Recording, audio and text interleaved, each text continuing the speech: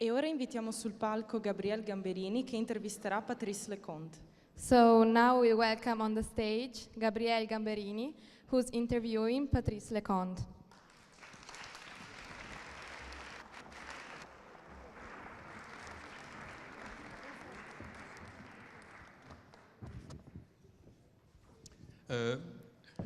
Je suis vraiment très heureux d'être là. Sono felicissimo di essere qui con voi, Évidemment. ovviamente. Parce que je suis déjà venu plusieurs fois à Venise, Sono già venuto diverse volte a Venezia, mais c'était au Lido pour la Mostra. ma ero al Lido per la mostra. Et donc là, cette fois-ci, pour cette occasion très agréable, je me suis arrêté à Venise et j'en suis très heureux. E quindi questa volta, in questa occasione molto piacevole, mi sono fermato a Venezia e ne sono felicissimo. Le problème, c'est que, comme vous pouvez le constater, je ne parle pas un mot d'italien et je le regrette beaucoup. Il problema è che, come lo potete constatare, non parlo la minima parola di italiano e mi rincresce moltissimo. Parce que je pense que si je parlais italien, j'aurais un accent formidable. Perché penso che se parlassi italiano avrei un accento meraviglioso. Vous savez, quand on s'amuse à faire semblant de parler italien, on parle comme ça, et je crois que j'aurais un bon accent. Sapete, quando si fa finta di parlare italiano così, sono convinto che avrei un ottimo accento. Voilà, donc nous allons aborder mon monde, mais le monde de Patrice Leconte, c'est impressionnant quand même. Quindi stiamo per affrontare il mio universo. Devo dire che il mondo di Patrice Leconte è una cosa abbastanza impressionante. Mais soit on fait ça en 5 minutes, soit on fait ça juste 5 minutes, Allora lo facciamo solo in 5 minuti, soit je vais avoir besoin de 8 ou 9 heures. o se no avrei bisogno di 8-9 ore. Et en fin de compte, on va faire entre les deux. Allora penso che faremo una via di mezzo. Et donc ce que vous avez prévu, c'est qu'on va montrer des extraits de films. Tout à fait. Quindi la cosa prevista è che vi facciamo vedere 6 estratti di film tratti dalla grandissima filmografia di Patrice Leconte e li commenteremo insieme. Quindi io parlerò in francese con Patrice Leconte, poi tradurrò in italiano per il pubblico e la ragazza tradurrà in inglese per il pubblico internazionale. Et c'est Gabriella qui a choisi les extraits. Elle m'a dit, est-ce que vous voulez que je vous dise ce que j'ai choisi? J'ai dit non, j'aime bien les surprises. In realtà no, in realtà non sono stata io a scegliere gli estratti, è stata Roberta Novelli e il suo team, ma è vero che gli ho chiesto se voleva sapere quali fossero, mi ha detto no, preferisco l'effetto di sorpresa. Donc allons-y pour les surprises. Allora, cominciamo con le sorprese. Voilà, donc nous avons commencé par ce merveilleux extrait d'un de mes films préférés, je dois dire. Donc je suis très contente que nous commencions par Le mari de la coiffeuse. Je pense que l'extrait a été très bien choisi parce qu'en fait c'est un flashback qui explique toute la suite des événements. Qu'est-ce que vous pourriez nous dire? Allora, sì, traduco, scusate. Quindi cominciamo con questo estratto bellissimo di uno dei miei film preferiti, peraltro. Secondo me questo estratto è stato scelto con molta cura e molta pertinenza perché in realtà è un flashback che spiega tutto il seguito della storia. En fait, ce projet de film me trottait en tête depuis longtemps, avant que je n'ose le faire. In realtà avevo questo progetto di film in mente da tantissimi anni prima di realizzarlo. Parce que j'avais des bribes comme ça, des petits bouts de scènes, de films, des envies d'images, de salons de coiffure, mais je n'arrivais pas à savoir exactement quel film je voulais faire. Avevo tantissime immagini in mente, tantissimi estratti che mi trottavano per la mente, per la testa, ma non sapevo in realtà cosa farne, non sapevo che tipo di film volevo realizzare a partire da queste immagini. Et en fait, ce qui a précipité les choses, c'est une situation assez originale. E il fattore che ha precipitato la situazione è un elemento abbastanza originale. Il y avait un producteur en France pour lequel je travaillais, pour lequel je faisais des films publicitaires. C'era un produttore in Francia per il quale lavoravo, facevo dei film pubblicitari. et qui m'avait invité un jour à déjeuner pour me dire qu'il voulait produire des longs métrages. E un giorno mi ha invitato a pranzo per dirmi che voleva produrre lunghi metraggi. Et comme on s'entendait bien et qu'il me faisait confiance, il m'avait dit je veux que le premier long métrage que je produis, ce soit un film à toi, Patrice. E siccome andavamo molto d'accordo e aveva fiducia in me, mi ha detto: voglio che il primo lungometraggio che io produrrò sia tuo. Alors il me dit qu'est-ce que tu as en tête? Qu'est-ce que tu as comme projet? E mi ha chiesto: che cosa hai in mente, che progetti hai? Alors qu'il fallait bien que je réponde quelque chose. Ovviamente dovevo rispondere qualcosa. Et j'ai dit oui, j'ai une idée comme ça, c'est un peu vague. E gli ho risposto: sì, ho un'idea un po' vaga ancora.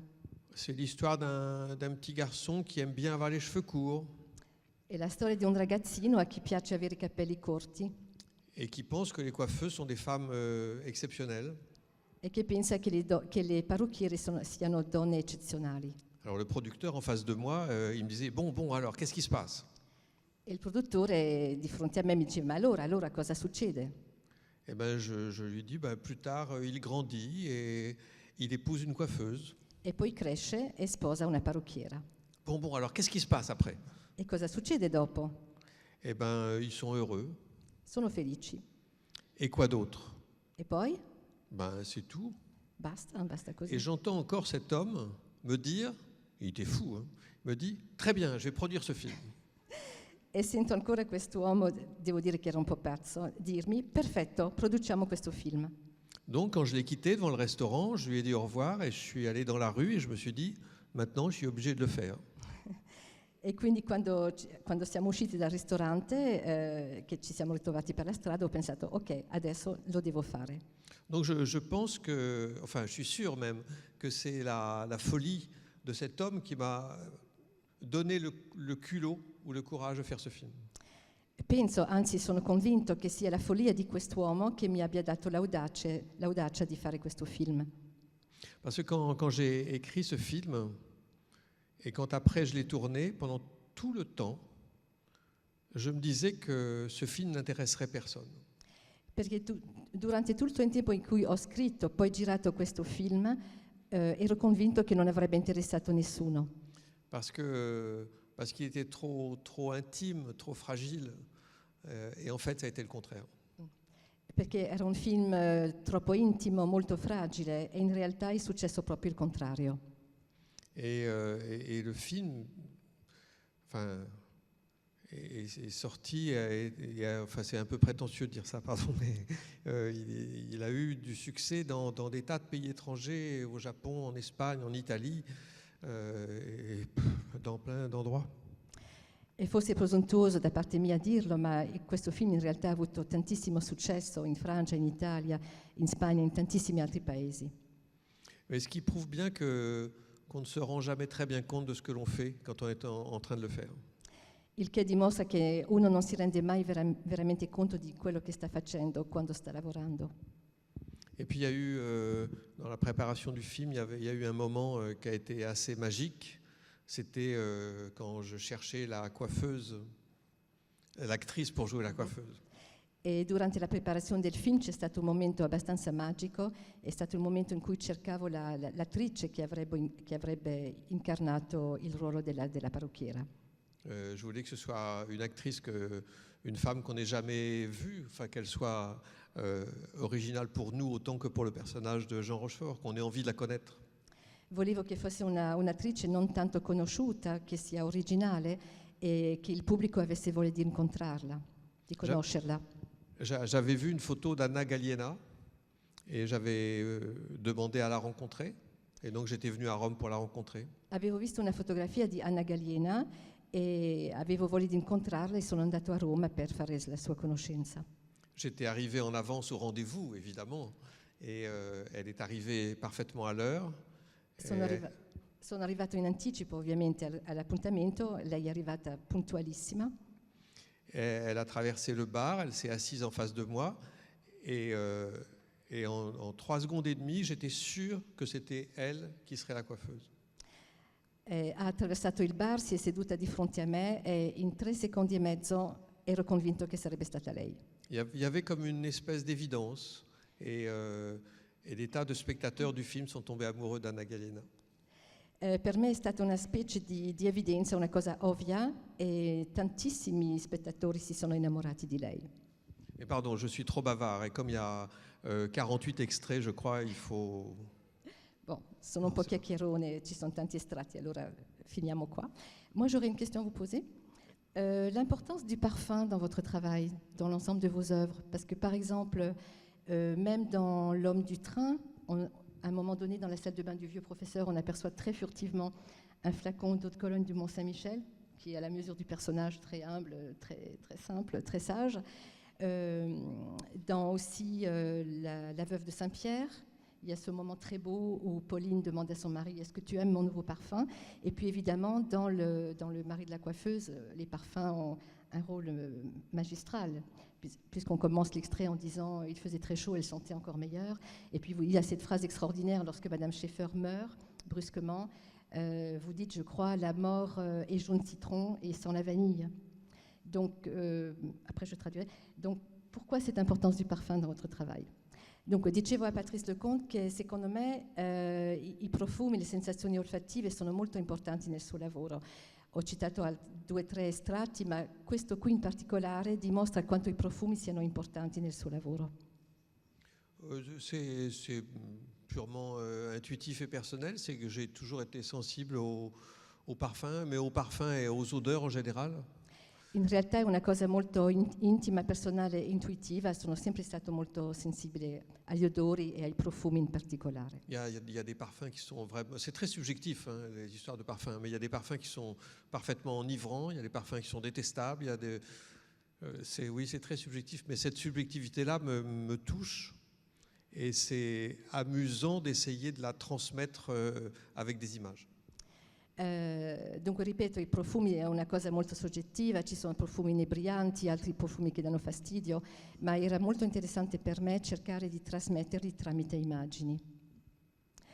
L'autre question que je voulais vous poser, c'était à propos de la philosophie du père, qui n'apparaît pas dans cet extrait, mais qui est très importante, et qui explique que son rêve se réalise. Le père dit à un moment donné dans le film, il suffit de croire très fort à ses rêves pour qu'ils se réalisent. Vous partagez cette opinion?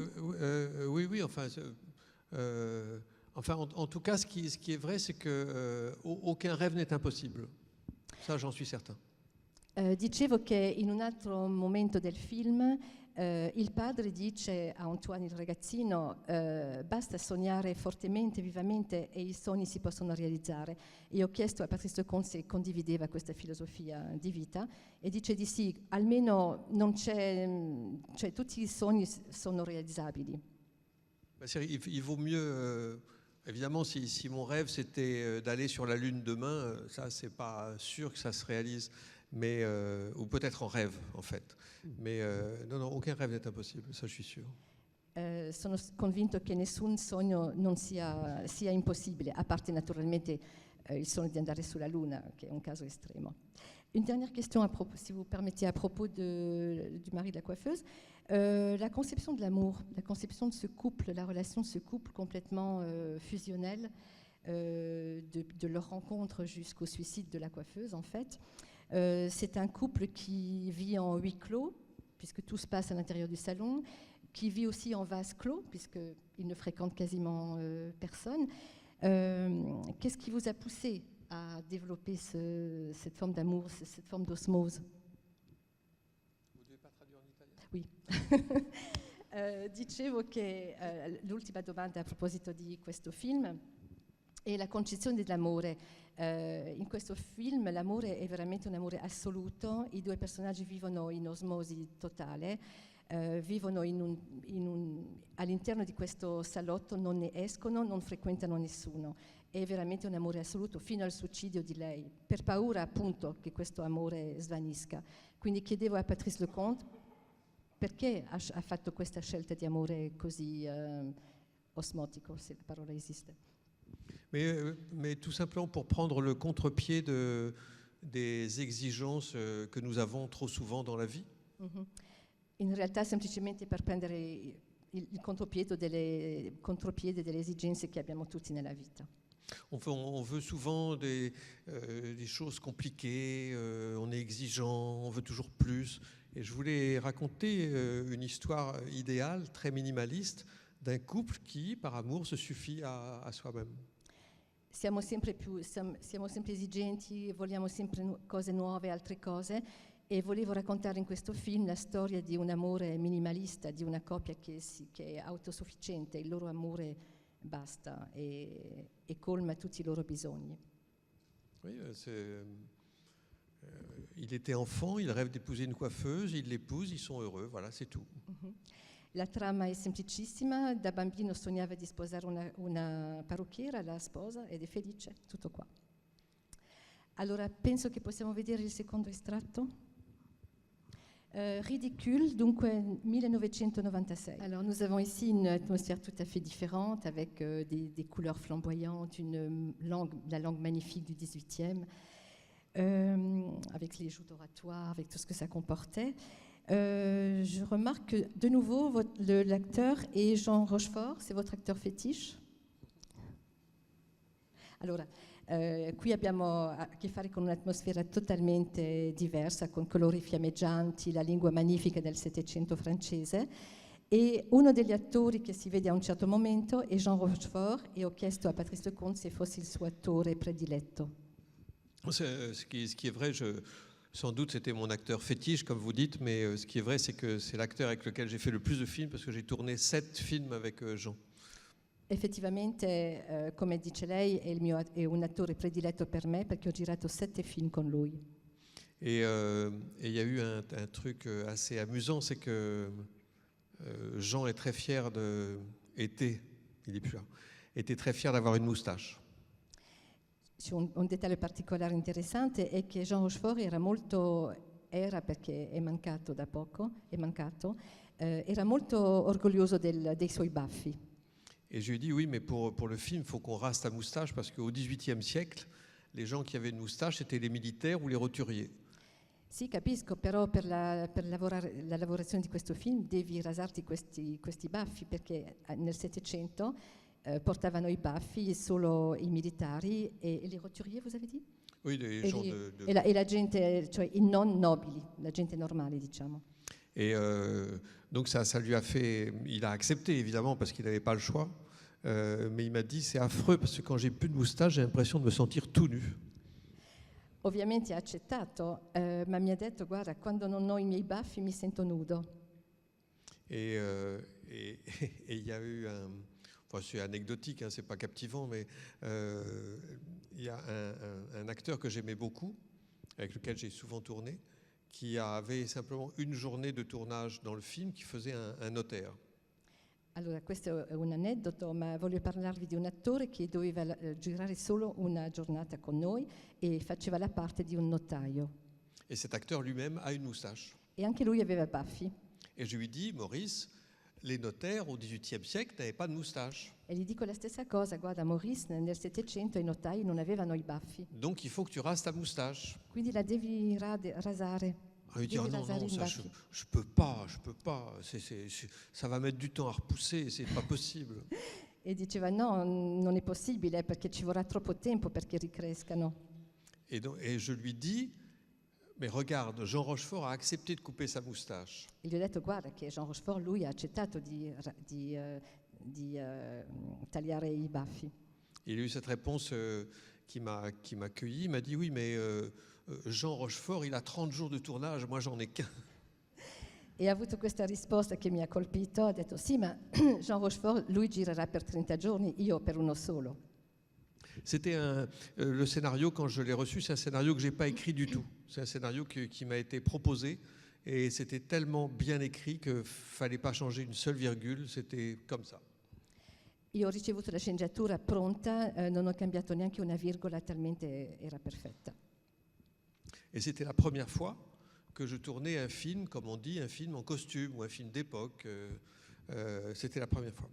Ed era la prima volta per me che giravo un film, come si dice, un film d'epoca, un film in costume. Et en fait, j'allais, comme je ne voulais pas me laisser séduire par les robes, les perruques, les calèches ou les châteaux. Et alors j'allais au tournage en répétant à voix haute dans ma voiture, je ne fais pas un film d'époque, je ne fais pas un film d'époque, je ne fais pas un film d'époque. E per non lasciarmi sedurre dalle parrucche, dai costumi, dai calessi, eccetera, quando andavo sul set, nella mia macchina, mi ripetevo in continuazione: non faccio un film d'epoca, non faccio un film d'epoca. Parce que j'étais évidemment pas le premier à faire un film qui se passe au XVIIIe siècle. Et ma crainte terrible, c'était de faire un film trop classique. Perché naturalmente non ero il primo a girare un film su questo periodo del Settecento e avevo molta, ma una grandissima paura di fare qualcosa di troppo classico. Et sur le tournage, on prenait des libertés pour la mise en scène, la lumière et tout ça. Et on croyait qu'on était en train de faire un film pas classique du tout. Et en fait, ça reste assez classique. Enfin, un mélange. E sul set avevamo la sensazione di essere liberi, di giocare con le luci, di fare tagli, eccetera, per produrre un film che non fosse classico, ma in realtà lo è un po' lo stesso. Alors, à propos justement de cette époque, donc du 7e, avec tous les jeux de mots, mais aussi tous les jeux de toute la gestuelle que nous avons vus, il y a un moment très important, très beau, je trouve, qui est le moment où, évidemment, le marquis de Malavoie enlève le masque et ose, lui, être authentique et expliquer son projet humanitaire face à tous ces personnages oisifs qui n'ont aucun idéal. Donc je trouve ce moment absolument magnifique. Et j'apprécie beaucoup aussi le fait que la marquise de Breilhac ait le même geste à son tour quand elle enlève son masque. Allora dicevo che secondo me in questo estratto c'è un momento molto bello, che è quello in cui il marchese si toglie la maschera e lui osa affrontare questa società di persone, come dire, senza lavoro, senza ideali, senza progetti, e osa chiarire quale sia il suo. E poi c'è un momento che gli fa pendant quando anche la marchese di Breilhac si toglie anche lei la maschera. Et il y a un tout petit détail que je trouve extraordinaire, c'est la larme qu'on voit poindre à un moment donné. Et alors c'est peut-être une association d'idées qui m'est personnelle, je ne sais pas, mais ça m'a vraiment fait penser aux liaisons dangereuses, au moment où Madame de Merteuil aussi pleure parce qu'elle se rend compte qu'en fait le marquis de Valmont regarde la présidente de Tourvel comme elle n'a jamais été regardée. Enfin, vous avez aussi cette sensation de... Oui, enfin Oui. Dicevo che nel momento in cui, non so se avete notato che a un certo punto quando la marchese si toglie la maschera, si vede una lacrima nel suo occhio, e questo piccolo momento mi ha fatto pensare a un'altra scena di un altro film, dei Legami pericolosi, in cui la marchise de Merteuil, anche lei piange quando si accorge che il suo grande amante Valmont guarda la presidente de Tourvel con uno sguardo innamorato, pieno d'amore, che non ha mai avuto per lei stessa. E quindi pensavo che fosse molto interessante paragonare le due scene. Oui, cette scène du bal, c'est pratiquement la fin du film. Et le visage de la marquise de Blaillac, c'est le visage d'une femme triste qui se rend compte à quel point elle est en train de tout perdre et qu'elle a déjà tout perdu. Esattamente. Sì, appunto questa lacrima rivela che in quel momento preciso la marchese si rende conto che sta perdendo tutto o che addirittura ha già perso tutto. Voulez-vous ajouter autre chose à propos de ridicule Oui, non, c'est très bien. Non, il faut qu'on aille plus vite parce que les gens vont s'ennuyer après. D'accord. Allora passiamo alla Fille du Pont, un film del 1999. La fille sur le pont. Oui, La fille sur le pont, pardon. Excusez-moi, La fille sur le pont, La ragazza sul ponte del 1999. Nous avons prévu de faire une petite démonstration. Je ne savais pas, je n'étais pas au courant. J'ai les couteaux. Alors, après les couleurs flamboyantes de ridicule, vous passez ici au noir et blanc, donc ce qui montre combien vous êtes éclectique et combien vous aimez vous mesurer avec toutes les techniques du cinéma, tous les moyens visuels que peut offrir le cinéma. Dunque, dopo i colori fiammeggianti che abbiamo visto nel film precedente, in questo film Patrice Lecomte si cimenta con il bianco e nero, il che dimostra che è molto interessato a tutte le tecniche e a tutte le capacità visive del cinema. Ouais, ce qui est vrai, c'est que j'aime bien faire des choses différentes pour pas m'ennuyer, Mi piace fare cose diverse per non annoiarmi, de faire des choses que je ne suis pas toujours sûr de savoir faire. e di fare anche cose di cui non sono sicuro di essere capace di farle. C'est essentiellement ce qui me motive, d'aborder des projets que je ne suis pas sûr de réussir.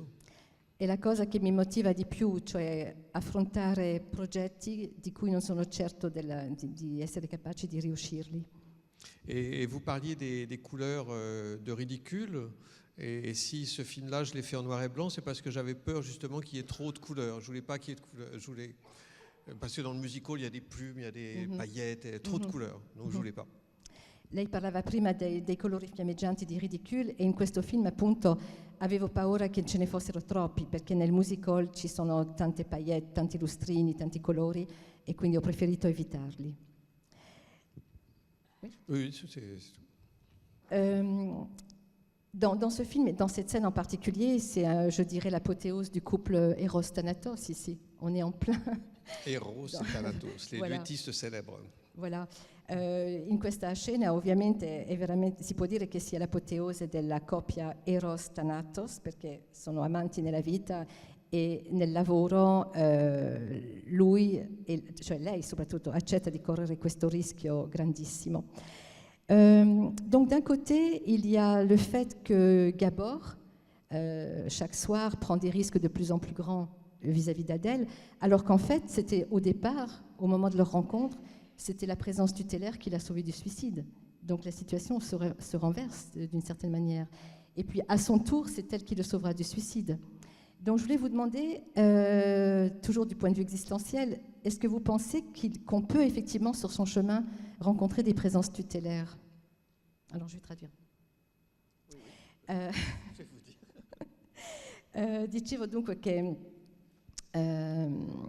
in questi spettacoli lei corre veramente un rischio di morte altissimo, mentre in realtà nelle scene precedenti è stato lui a salvarla dal suicidio, e poi dopo queste scene sarà lei a salvarlo dal suicidio. Quindi chiedevo a Patrice Lecomte se secondo lui tutti possiamo incontrare sul nostro cammino delle figure tutelari che ci proteggono, che ci aiutano. Non, je ne sais pas vraiment s'il y a des, comme vous dites, des rencontres tutélaires. Ça, j'en suis pas forcément sûr. Mais en tout cas, les rencontres, c'est ce qu'il y a de plus important. Une rencontre peut changer une vie, évidemment. Non sono sicuro, come dice lei, che ci siano incontri tutelari, ma la cosa ovvia e sicura è che gli incontri sono fondamentali, molto importanti, e che possono cambiare una vita. Que ce soit une rencontre amoureuse, sentimentale ou pas forcément, toutes les rencontres sont importantes. Enfin, certaines rencontres sont très importantes. Anche se, cioè, certi incontri sono importantissimi, anche se non sono necessariamente incontri amorosi o sentimentali. Mais pour faire des rencontres, il faut ouvrir les yeux sur le monde qui nous entoure. Ma naturalmente per fare incontri bisogna aprire gli occhi sul mondo che ci circonda. Parce que si on reste le nez tout le temps plongé sur son smartphone, on rencontre personne. Perché ovviamente se avete sempre il naso e gli occhi sul vostro smartphone, non c'è rischio che facciate incontri.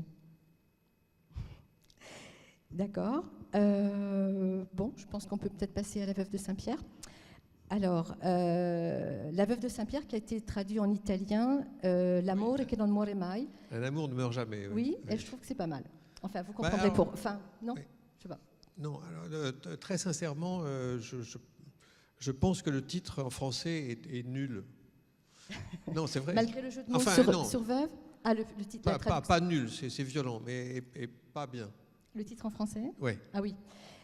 Dicevo che dunque il titolo del film è stato tradotto secondo me in modo molto pertinente, L'amore che non muore mai, e Patrice Lecomte dice che il titolo francese in realtà non è un granché. Nonostante il gioco di parola sur veuve, veuve in francese significa due cose, vedova oppure la ghigliottina, che renderà vedove due donne, come vedrete. Non, parce que la veuve en français, c'est le surnom qu'on donnait à la guillotine. Mais ça, Oui. personne ne le sait. Je viens de le dire. Pardon. Mais j'ai pas écouté. Oui, oui. Et Saint-Pierre, alors Saint-Pierre, on pense bêtement, non pas à Saint-Pierre-Miquelon, mais on pense à Saint-Pierre au paradis. Et donc la veuve de Saint-Pierre, ça n'évoquait rien aux gens. C'était pas un bon titre. Mais il vous a été imposé? Il vous a été imposé? C'était le titre du scénario. On ne s'est pas posé la question, on trouvait ça bien, parce que nous, on connaissait l'explication, mais pour les gens qui ne connaissent pas, la veuve de Saint-Pierre, ça évoque rien, alors que c'est une très très belle histoire d'amour, quoi. Et la veuve de Saint-Pierre, ça évoque pas une très très belle histoire d'amour. Dunque, come dicevo, c'è il gioco di parola sulla parola veuve, vedova e ghigliottina. Poi c'è anche il fatto di Saint-Pierre, San Pietro. Le persone automaticamente pensano a San Pietro nel cielo e non alla località geografica di Saint-Pierre.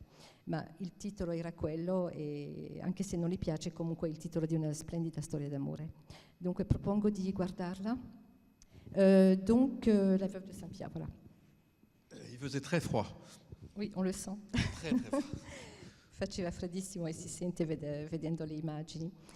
Oui, nous sommes donc ici dans une toute autre atmosphère, le grand froid canadien, mais comme vous le disiez tout à l'heure, avec une autre très belle histoire d'amour encore. Je dirais à nouveau un couple fusionnel, mais contrairement à Mathilde et Antoine dans Le mari de la coiffeuse, qui vivent complètement repliés sur eux-mêmes dans leur paquebot immobile, comme ils disaient. Ici, nous avons un couple fusionnel, mais en fait, fusionnel, mais avec un projet ouvert aux autres. Et en particulier avec le projet donc, de sauver Neil, qui est accusé de meurtre et donc qui va être guillotiné. Est-ce que vous pensez aussi, comme Pauline, la femme du capitaine, que la rédemption est toujours possible?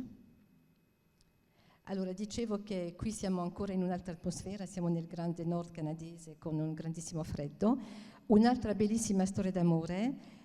Contrariamente all'amore, diciamo, molto in osmosi della parrucchiera di suo marito, qui abbiamo una coppia che invece si apre agli altri e in particolare cercano di salvare dalla ghigliottina questo pescatore che ha commesso un omicidio. E chiedevo a Patrice Lecomte se anche lui condivide questa idea che la redenzione è sempre possibile.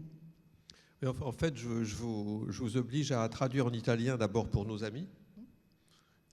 Quand je vous demande de traduire en italien, c'est pour nos amis, oui, mais c'est aussi sûr. parce que ça me permet de réfléchir à la réponse. Ah oui, d'accord. Dice che quando mi chiede di tradurre, naturalmente lo chiede per voi, ma perché questo momento gli permette anche di riflettere alla sua risposta. Et bien sûr, je crois, sans être avocat, mais je suis sûr que toute rédemption est possible et que personne n'est mauvais à 100%. C'est pas pensable. Même la pire des crapules, même quelqu'un qui aurait fait quelque chose d'épouvantable, il y a tout le temps, il y a forcément quelque chose à sauver, quoi. La rédemption est toujours possible, je suis sûr. Effettivamente sono convinto che la redenzione sia sempre possibile, cioè nessuno di noi è cattivo al 100%, anche la persona che ha commesso gli atti più efferati, anche in queste persone c'è ovviamente qualcosa da salvare. Il y a une autre très grande qualité qui paraît dans les personnages de ce film, c'est, je dirais, la loyauté. La loyauté au sein du couple, avant toute chose, mais aussi la loyauté dans les relations entre hommes. Par exemple, entre le capitaine et Neil, à aucun moment, enfin à un moment donné, Neil rassure la femme du capitaine en lui disant « mais il n'y a aucun risque que je m'échappe, car je sais très bien que c'est votre mari qui irait à la guillotine à ma place ». Et dans une autre scène, je trouve qu'il y a un dialogue absolument extraordinaire entre le capitaine donc, qui est convoqué à Paris à la cour martiale, qui va être exécuté, et son commandant. Et le commandant dit, j'ai oublié les termes, mais il lui dit je vous demande de me faire confiance, et il répond vous l'avez entièrement. Voilà. Donc je trouve que dans ce film, contrairement à Ridicule par exemple, qui est un monde complètement factice, de sentiments faux, hypocrites, etc., ici on a affaire à des personnages qui se caractérisent vraiment par une loyauté et une grande noblesse. Dicevo che l'altra grande qualità secondo me dei personaggi di questo film è la lealtà. Non solo la lealtà all'interno della coppia, ma anche la lealtà nelle relazioni tra uomini, per esempio tra Neil, il condannato, e il capitano. Neil rassicura la moglie del capitano dicendo che non c'è assolutamente nessun rischio che lui evada, che lui lui scappi, perché sa benissimo che sarebbe il capitano ad essere giustiziato al posto suo. E c'è anche in questo film un bellissimo dialogo tra uomini, tra il capitano convocato a Parigi alla corte marziale e il comandante che gli fa pienamente fiducia. Quindi secondo me è una qualità grandissima, bellissima, che si oppone totalmente al mondo fittizio, ipocrita, che abbiamo visto nel film precedente, Ridicule. Une autre idée aussi très moderne, je dirais, ce sont des personnages presque sartriens, en fait, qui s'assument complètement. Est-ce que vous êtes d'accord avec ça? Oui, je ne dirais pas sartrien, mais enfin, je pense qu'il y a une part infiniment romantique dans le personnage du capitaine joué par Daniel Auteuil. Oui. Non so se direi che siano veramente personaggi sartriani, ma comunque c'è una grande parte di romanticismo nel personaggio incarnato da Daniel Auteuil, che è il capitano. Parce que le romantisme, enfin on ne peut pas le résumer juste à ça, mais c'était d'aller jusqu'au bout de la mort, de l'amour, même si ça doit conduire à la mort. Et c'est exactement Daniel Auteuil, enfin le capitaine, sait qu'en bravant les autorités militaires, il court à sa perte. Mais il s'en fout parce que c'est pour amour pour sa femme. Naturalmente non possiamo ridurre la definizione di romanticismo a semplicemente all'amore estremo, ma effettivamente in questi personaggi il loro amore, cioè non esitano ad andare fino alla morte per amore. È il caso del capitano che sa benissimo che affrontando le autorità francesi potrà solo essere giustiziato, ma lo fa per amore per la moglie. Voulez-vous ajouter quelque chose sur ce Non, film? juste une chose, c'est que c'était la première fois que ce réalisateur, Emir Kusturica, faisait l'acteur. Il a adoré ça. Et c'est une idée que j'ai eue. Et les producteurs m'ont dit, mais il n'est pas acteur. J'ai dit, mais on n'a qu'à lui demander, puis on verra bien. Et il a dit, oui, c'est original. Et il l'a fait, et il a été formidable. Aggiungerei semplicemente che per il regista Emir Kusturica era la prima volta che recitava come attore. Quando l'ho proposto ai miei produttori sono rimasti un po' sorpresi, ma ho detto, possiamo sempre chiedere e vediamo la reazione. Ha accettato ed è stato bravissimo nella sua parte. On passe à l'homme du train? Allora, proponiamo ora L'uomo del treno, realizzato nel 2002. Alors voici de nouveau Jean Rochefort qui a retrouvé ses moustaches. Et Johnny Hallyday, pourquoi ce choix qui m'a surprise? C'est Johnny Hallyday qui m'a proposé. Ah bon? Dicevo, dunque abbiamo ritrovato l'attore prediletto Jean Rochefort che ha di nuovo i suoi baffi, accompagnato da Johnny Hallyday che è un cantante famosissimo in Francia, e la scelta mi aveva stupito.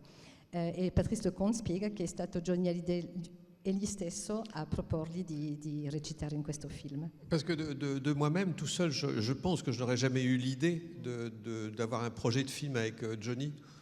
J'aimais bien ce type-là, mais je ne le connaissais pas. J'aurais jamais eu l'idée tout seul. Effettivamente io stesso non ci avrei mai pensato, non avrei mai avuto questa idea, ma è stato lui a venire verso di me. Et c'était un jour, à une cérémonie des Césars, il avait remis un César, moi aussi, on se retrouve tous les deux face à face, backstage, et il vient vers moi, il se présente, il me serre la main et il me parle de mes films. Ci siamo incontrati un giorno durante una cerimonia di consegna dei César, avevamo consegnato tutti e due un César, ci siamo ritrovati tutti e due insieme nel backstage, è venuto verso di me, si è presentato et mi ha parlato dei miei film. Parce qu'il est très cinéphile, il voyait beaucoup de films et il avait une très bonne mémoire. Et à la fin, ça me touchait qu'il me parle de mes films comme ça. À la fin, il me met la main sur l'épaule et il me dit, cette formule qui était vraiment très jolie, il me dit, un jour, j'aimerais bien être filmé par toi. In realtà Johnny Hallyday amava molto il cinema, guardava tantissimi film, aveva un'ottima memoria. E alla fine della nostra conversazione mi ha messo la mano sulla spalla e mi ha detto, mi piacerebbe essere filmato da te. Ha avuto questa formula molto carina. Et donc c'est resté dans un coin de ma tête, j'ai essayé d'imaginer des histoires et je ne trouvais rien jusqu'au jour où je me suis dit, ah voilà, on va faire les rencontres toujours, on va faire se rencontrer Johnny Hallyday et Jean Rochefort, parce que ces deux personnages, si on les met dans un film, j'ai envie de savoir ce qui va se passer. Quindi avevo sempre tenuto in mente questa idea e un giorno, sempre nella teoria degli incontri, ho pensato di far incontrare Jean Rochefort e Johnny Hallyday, due personaggi molto diversi, per vedere cosa ne sarebbe venuto fuori. Et petite anecdote qui m'avait énormément touché, c'est que le film a eu la chance d'être en sélection officielle à la Mostra. Et donc on vient à la Mostra avec Jean, Johnny, moi, nos femmes. On était très heureux d'être là. E quindi è un aneddoto, il nostro film è stato selezionato alla Mostra di Venezia e quindi siamo venuti tutti e tre, Jean Rochefort, Johnny Hallyday e io con le nostre mogli rispettive ed eravamo molto felici di essere qui. Le film a été très applaudi, alors on se lève tous les trois. J'avais Jean à ma droite, Johnny à ma gauche, j'étais au milieu et on faisait comme ça. Il film ha riscosso grandissimi applausi, quindi ci siamo alzati e avevo Jean Rochefort alla mia destra e Johnny Hallyday alla sinistra e ci siamo inchinati. Et Johnny se penche tout près de mon oreille et il me dit « Merci Patrice, c'est le plus beau jour de ma vie ».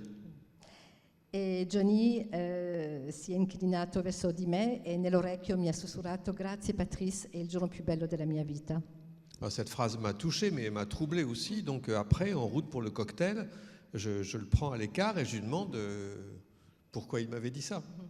Naturalmente questa frase mi ha molto toccato, mi ha anche turbato e mentre andavamo a prendere il nostro cocktail gli ho chiesto perché mi avesse detto questa frase.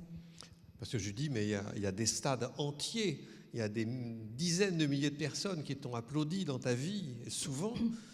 Perché in realtà ci sono stati stadi interi, sale colme che ti hanno applaudito nella tua vita e molte volte anche. Il m'a dit, ouais, mais là, ce soir, c'était comme acteur. Sì, però questa sera era in quanto attore. Et le fait est que quand il m'avait dit ça, c'est le plus beau jour de ma vie, je me suis retourné vers lui, il pleurait. E difatti quando mi ha detto per me è il più bel giorno della mia vita, mi sono girato verso di lui e mi sono accorto che stava piangendo. À propos de ce que nous disions pour le film précédent, pour la rédemption, c'en est une illustration de voir que quelqu'un qui s'apprête à braquer une banque, en fait, se soucie de la fin d'un poème. Oui, le film raconte un professeur de français à la retraite dans une petite ville de province, un gangster pas formidable, hein, et chacun a envie de l'autre. C'est-à-dire que le gangster voudrait avoir une vie tranquille, le professeur de français voudrait avoir une vie aventureuse. Et c'est vrai qu'on a souvent envie, je ne sais pas si on a raison ou pas fondateur, on a souvent envie de la vie des autres, alors que notre vie est peut-être formidable. Enfin, la mienne l'est, hein, mais... Dicevo che questo film in realtà illustra quello che dicevamo prima dell'altro film, la nozione di redenzione, perché in realtà Johnny Hallyday, che è un gangster che sta per rapinare una banca, in realtà si preoccupa di conoscere la fine di una poesia. E effettivamente abbiamo forse torto tutti di cercare sempre in l'altro quello che non abbiamo. Per esempio il vecchio professore che ha avuto una vita molto tranquilla, molto ragionevole, sogna di avventura, mentre il gangster vorrebbe una vita tranquilla. Quindi forse abbiamo torto di cercare sempre negli altri quello che non abbiamo. Per quanto lo riguarda, la sua vita è bella e ne è contento. Qu'est-ce qu'on peut dire? Oui, peut-être qu'on peut dire aussi qu'ici la situation se renverse, c'est-à-dire que tous les deux deviennent professeurs en fait. Le professeur apprend à tirer e c'est Johnny Hallyday qui devient professeur enfin lui apprend il poème. E sì, la cosa interessante in questa scena in particolare è che i ruoli si capovolgono, cioè nel senso che anche il gangster diventa professore e ha qualcosa da trasmettere e da insegnare. Voulez-vous préciser autre chose à ce propos? No? Allora penso che possiamo passare all'ultimo film, così avremo forse anche un po' di minuti per parlare con Patrice Lecomte. Vous souhaiteriez répondre aux questions? S'il y a des questions du public? On laisse quelques minutes? Oui. Moi, je suis à votre disposition. Voilà. Quindi passiamo all'ultimo film e poi eventualmente cominciamo un dialogo con Patrice Leconte. Quindi l'ultimo film, Le Magasin des Suicidés 2012. Alors dans ce film, Patrick Leconte, vous vous mesurez encore avec une autre technique, enfin une technique tout à fait différente, l'animation. Qu'est-ce qui fait que vous avez eu envie d'expérimenter cette nouvelle façon de travailler? Dunque in questo film Patrick Leconte sperimenta un'altra tecnica ancora, che è quella dell'animazione, e gli ho chiesto perché ha voluto sperimentare questo modo di lavorare. C'est adapté d'un roman que je connais bien, qui s'appelle Le Magasin des Suicides, qui est écrit par Jean Telet, qui est un ami. Dunque è l'adattamento di un romanzo scritto da un amico, un romanzo che conosco molto bene, è intitolato Il negozio dei suicidi. Et on m'avait déjà proposé d'adapter ce roman, et j'avais dit non, on peut pas adapter. Enfin, encore une fois, à moins d'être Tim Burton, mais je suis pas Tim Burton, donc j'avais dit non merci, c'est pas possible. Mi era già stato proposto diverse volte di adattare questo romanzo, ma mi sembrava impossibile, almeno di essere Tim Burton, che non sono. Quindi mi sembrava un'iniziativa impossibile da realizzare. Et quelques années plus tard, enfin un peu plus tard, un autre producteur qui avait récupéré les droits du bouquin m'a fait la même proposition. E un po' di anni dopo un altro produttore che aveva recuperato i diritti sul libro mi ha fatto la stessa proposta.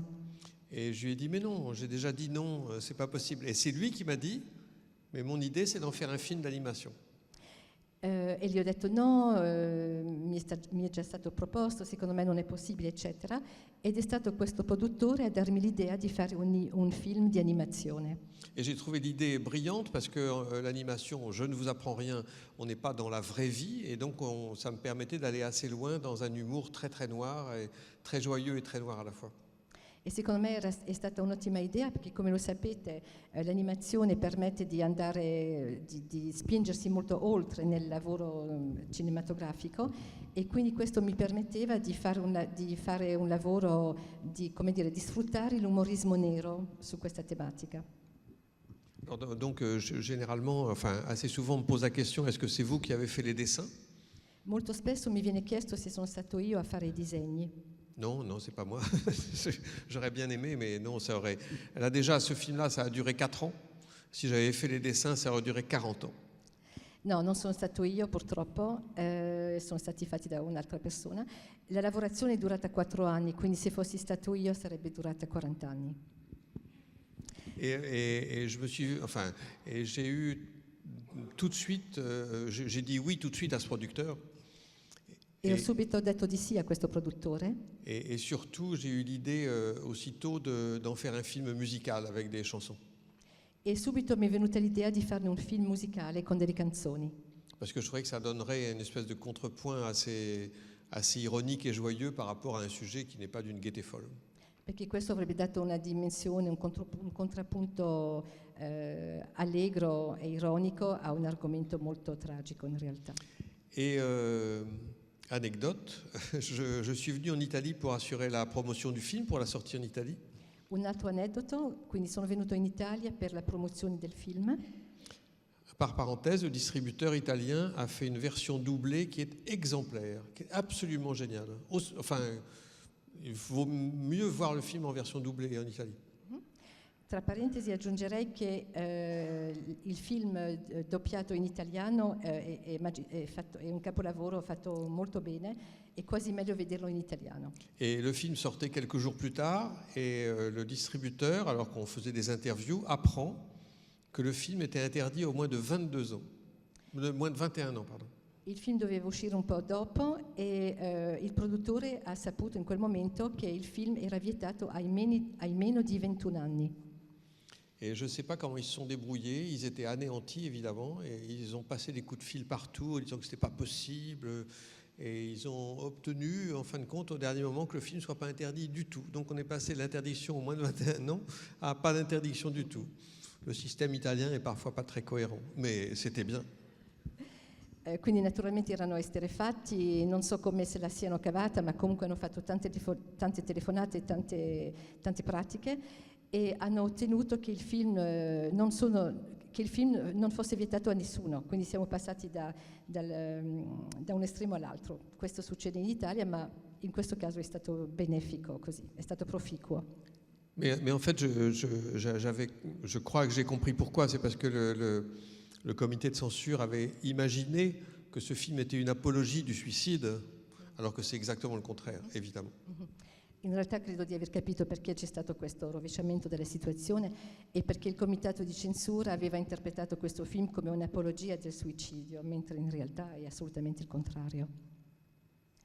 Alors je voudrais peut-être terminer notre conversation en disant que justement c'est très bien de terminer sur cette dernière image qui est justement un hymne à la vie et au sourire. Oui, bien sûr, mais j'ai une théorie qui n'engage que moi, c'est que la vie n'est pas rigolote tous les jours, vous avez remarqué, et donc ça sert à rien de faire des films qui la rendent encore moins rigolote. Et donc j'essaye de faire des films qui, avec légèreté, fantaisie ou émotion, pourquoi pas, emmènent plutôt les gens vers le haut que vers le bas. Dicevo che mi piaceva l'idea di concludere su questo inno alla vita e al sorriso. E Patrice Lecomte spiega che, come sappiamo tutti, la vita non è sempre allegra, ma lui cerca almeno col suo lavoro di dare un po' di gioia, di luce e di propulsare sempre più in alto. Voilà. Merci.